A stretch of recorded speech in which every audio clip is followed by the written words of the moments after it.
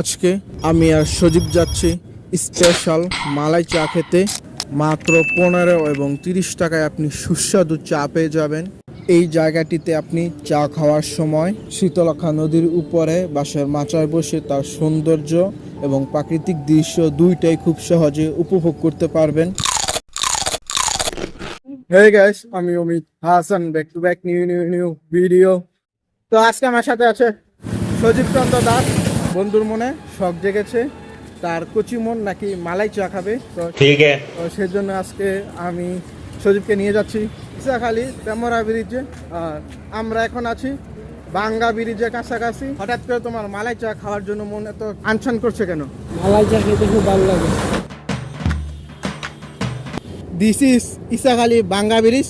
তার কারণ হচ্ছে নতুন যখন এই ব্রিজটা নির্মাণ করা হয়েছে, গাড়ি যাওয়ার ফলে ভেঙে গেছে, তার জন্য এলাকাবাসী নাম দিয়েছে ইসাখালী বাঙ্গা ব্রিজ।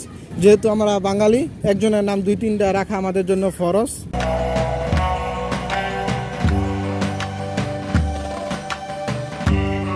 তো এটা হচ্ছে মাজিনা নদীর পার সরকারি প্রাথমিক বিদ্যালয়। যখন 7-এ 8-এ ছিলাম তখন এই জায়গাতে এসে প্রচুর সময় কাটাতাম, আর এখন সময়ের ব্যবধানে সব কিছু পাল্টে গেছে। কি করছো সজীব তুমি? ফাইনালি আমরা চলে আসলাম ইসাখালী তেমরা ব্রিজে।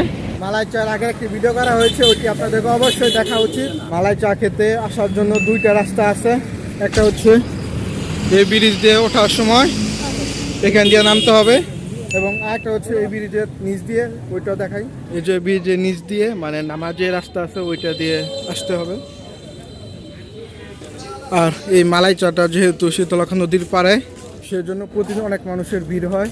এই দোকানের একটি নিয়ম হচ্ছে আপনাকে চা খাওয়ার আগেই তার বিল পরিশোধ করতে হবে। এই দোকানের মালিক 2 দামে চা বিক্রি করে, 15 টাকা এবং 30 টাকা।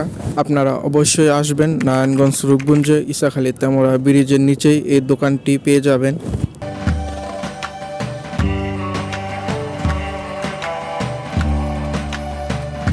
আপনারা এই জায়গাতে আসলে শুধু চা নয়, সাথে উপভোগ করতে পারবেন শীতলক্ষা নদী এবং তার আশেপাশের সৌন্দর্যময় দৃশ্য। আপনারা যে ব্রিজটা দেখতে পাচ্ছেন সেটা হচ্ছে ইসাখালী তেমরা ব্রিজ। প্রতিদিন বিকালবেলা প্রচুর লোকজন আসে শীতলক্ষা নদীর পাশে বসে চা খাওয়ার জন্য এবং তার সৌন্দর্য উপভোগ করার জন্য। চাইলে আপনি আসতে পারেন। ফাইনালি 2টা চা নিয়ে নিলাম 2জনের জন্য। আপনারা এতক্ষণ দেখলেন তারা কিভাবে চা বানায়। সজীব, ছোট করে একটা রিভিউ দাও, চাটা খেতে কেমন? জোতে বলো।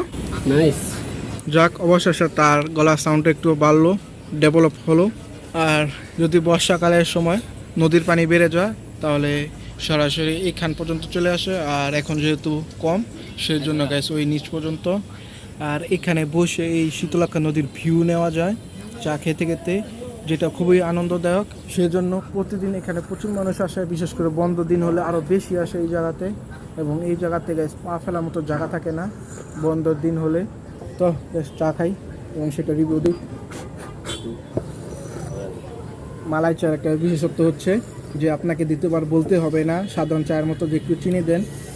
আর মূলত এই হচ্ছে মালাই চায়ের কোয়ালিটি, দেখতে পাচ্ছেন কালার। এখন ভিআইপিভাবে আমাদের মিটিং হচ্ছে আমার আর সজীবের মাঝে। তো আমরা মিটিংটা শেষ করি, তারপর আবার ফিরে আসি আপনাদের মাঝে। আপনারা গ্যাস দেখলেন সজীব যেহেতু গ্যাস চা পাগল এবং তার কচি মন চায়ের জন্য ভাল পাচ্ছে, সেজন্য গ্যাস সে আবার চা অর্ডার করলো। আর আমি দিস ইজ টাইগার। এই গরমের জন্য একটাই সমাধান। আর আজকের ভিডিওর স্পন্সর হচ্ছে গ্যাস সজীব, কিন্তু আমি না। দ্বিতীয়বার চা খেয়ে তোমার মনটা কেমন লাগলো, মানে ফিলটা কি রকম? চাটা ভালো লাগে।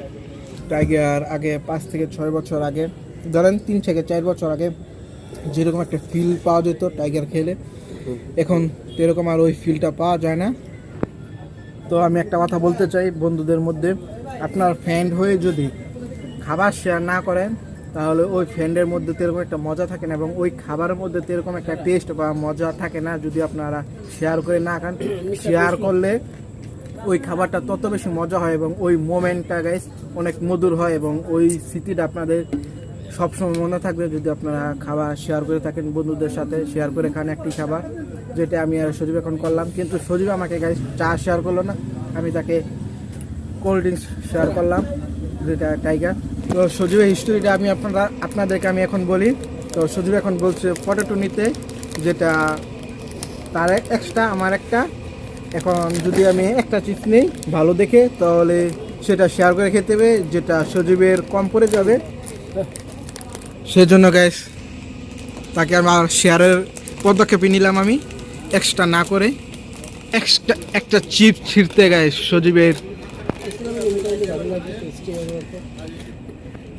ফি